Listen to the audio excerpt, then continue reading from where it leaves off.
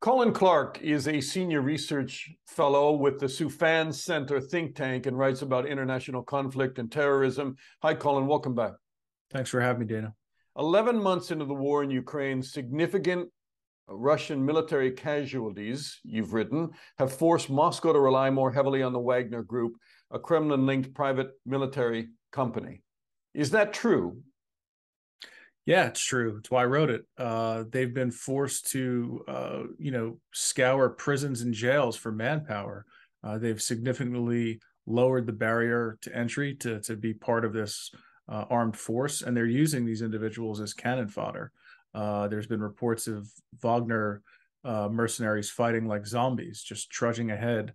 And again, these are people that are poorly trained and not really motivated by anything other than being out of jail. So it's not a surprise. Although I should have asked, is it true now? Because it would seem that a lot of the Wagner Group has been chewed up in the fighting. And a lot of people would question how effective they've been on the battlefield. And then, in fact, some of the military, and there's probably three questions in this, but some of the military shuffling by the Kremlin of who's leading the military would indicate that the army commanders are more in charge than anybody from Wagner would be. Well, I think that's true. I think, the General Gerasimovs of the world are still, looked upon as the cream of the crop in terms of the Russian military. Evgeny Prigozhin, the leader of the Wagner Group, has really only emerged since this conflict has started as someone with a more prominent position. That's in and of itself led to infighting between the group because he's looking to claim credit. Interestingly, there was an announcement, I think, just this week that Wagner would no longer be recruiting from prisons and jails, which means that, and you described it correctly, it's been a meat grinder. They're running out of people. I think, even for individuals that are felons and convicts that are looking at, really long jail sentences, it's still preferable to stay in jail than to go out and be slaughtered on the battlefield, fighting for a country that really doesn't care for you in the first place. I should have started off with what is Wagner, because it's a gun for hire, private military company that is supported by the Kremlin. I mean, what does that mean? Yeah, so it's in my opinion, it's an extension of Russian foreign policy. If you think about a private military company like Blackwater used to be, for example, that's not the same as the Wagner Group, right? Because Blackwater wasn't an extension of U.S. foreign policy per se. There wasn't the same links of command and control. In fact, Blackwater could be fairly autonomous. They were looked at as a force multiplier in a particularly acute time of acute manpower shortage. And a lot of these guys were former military themselves. Wagner's a different animal. There's a layer of strategic ambiguity that very few people buy into, including myself. I think, these guys are used because it's convenient and because Russia is suffering, significant losses on the battlefield. So they brought them in as a matter of desperation. And it's a whole other question about whether they've been effective or not.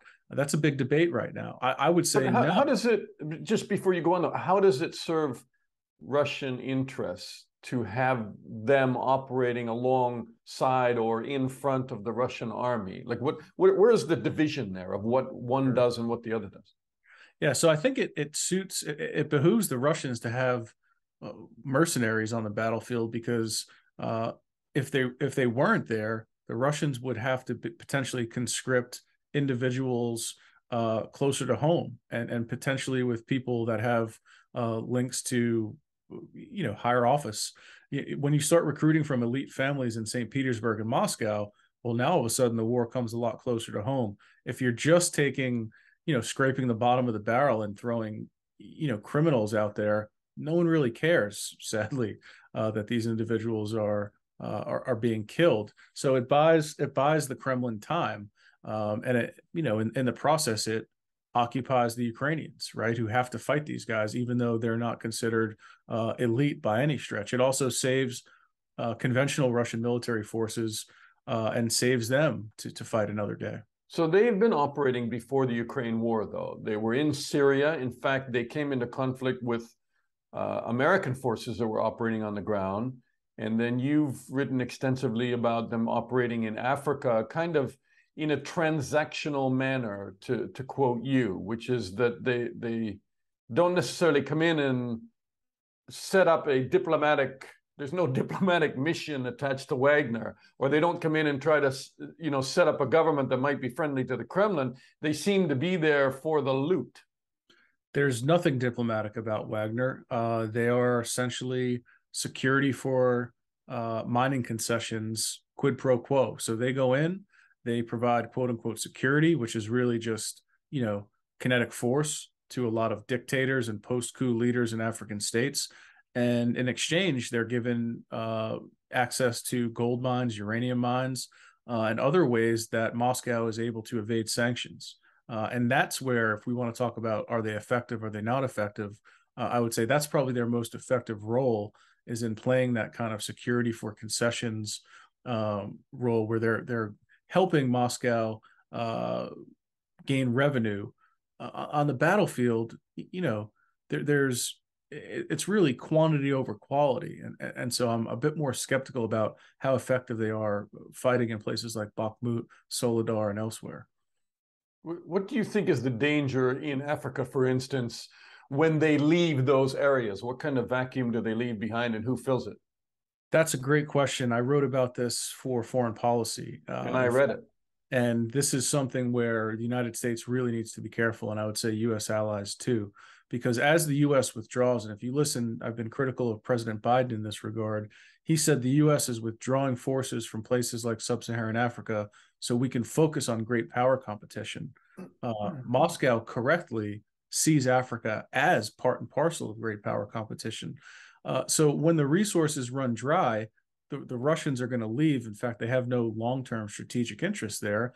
And in the process, they've destabilized regions like the Sahel, where they've committed grievous human rights abuses, which in turn has helped these jihadi groups, Al-Qaeda and ISIS linked affiliates, recruit new members. So you now have an ungoverned space where jihadi groups have gained power, and who's left holding the bag?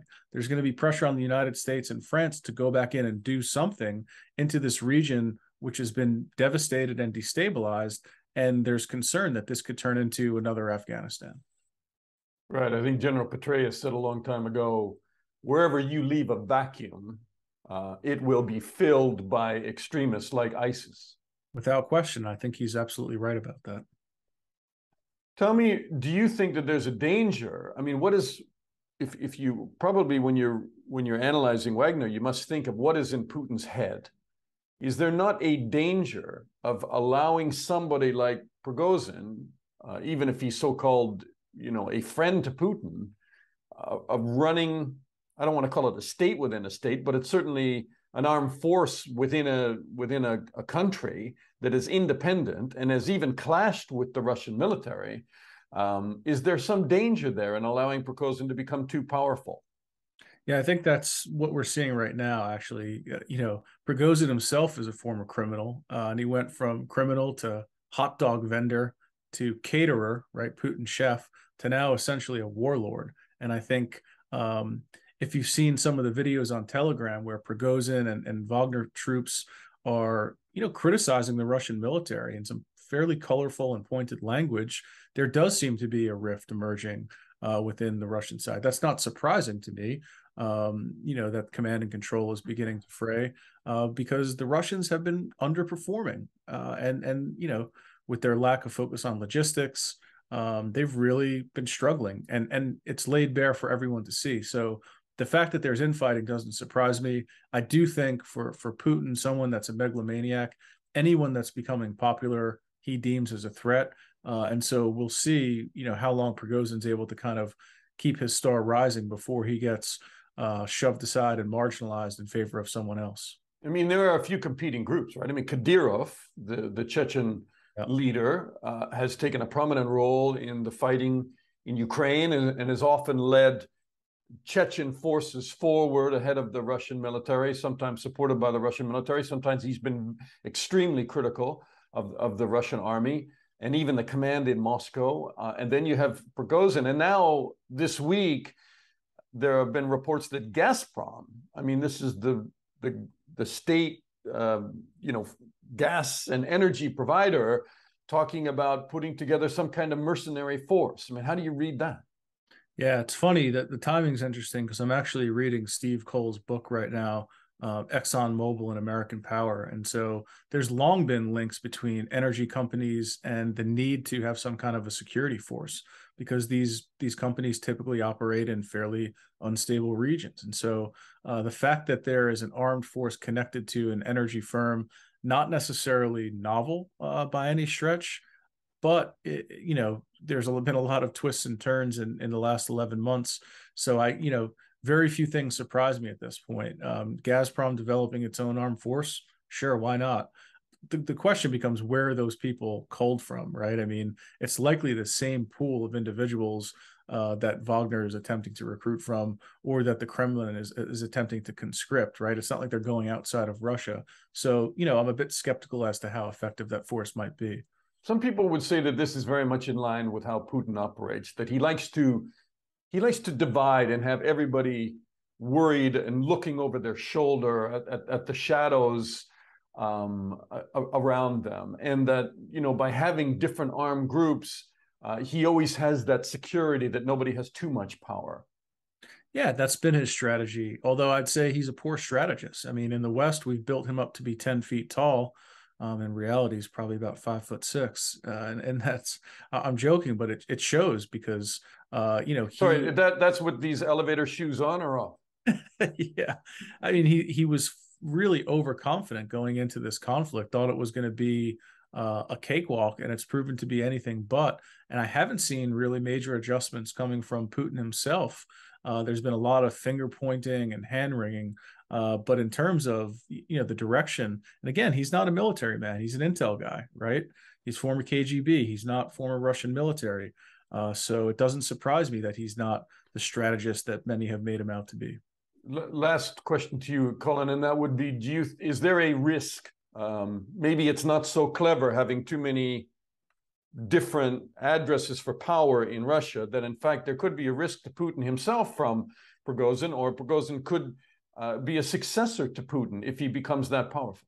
It could be, and I think you're right. When you decentralize power to the extent that we're seeing now, it becomes harder to kind of marshal and mass your forces, right? So when you see these divisions within the kind of Russian side, which are probably being exacerbated on a daily basis, that pales in comparison to the cohesion, the surprising cohesion, in my opinion, that we've seen on the NATO side, where NATO countries have largely been in agreement about supplying Ukraine with troops, equipment, and training for the most part. I mean, you had the whole Leopard debate.